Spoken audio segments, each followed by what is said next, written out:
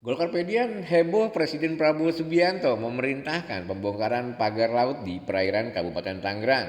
Kenapa tindakan ini begitu penting dan apa dampaknya bagi nelayan dan lingkungan? Simak selengkapnya dalam video ini. Pagar laut sepanjang 30,16 km di perairan Tangerang akhirnya dibongkar. Ini bukan tanpa alasan. Keputusan ini dilakukan setelah mempertimbangkan dampak lingkungan dan kesulitan nelayan dalam mencari nafkah. Oke, kita bahas dari awal. Pembongkaran ini bukan sekedar aksi sepihak. Menurut anggota Komisi 6 DPR RI Muhammad Sarmuji, keputusan ini menunjukkan keberpihakan Presiden Prabowo terhadap tata lingkungan dan kesejahteraan nelayan. Dan yang lebih penting ada aspek legalitas yang perlu diperhatikan. Menurut Sarmuji, Presiden tidak asal membongkar. Keputusan ini diambil setelah mempertimbangkan legalitas pagar laut yang ternyata dibangun tanpa izin yang jelas. Inilah yang membuat eksekusi pembongkaran dilakukan langsung oleh 600 personel TNI AL bersama nelayan. Komandan Lantamal 3 Jakarta Brigjen TNI Mayor Hari Indarto menegaskan bahwa pagar ini ilegal dan harus dibongkar karena mengganggu aktivitas nelayan.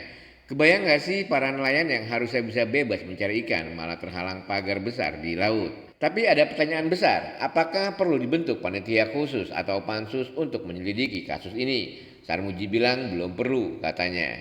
Persoalan ini bisa diselesaikan oleh pihak eksekutif tanpa perlu pansus. Saat ini Komisi 4 DPR sedang melakukan pendalaman dengan Kementerian Kelautan dan Perikanan atau KKP untuk mengidentifikasi lebih jauh soal keberadaan pagar laut ini.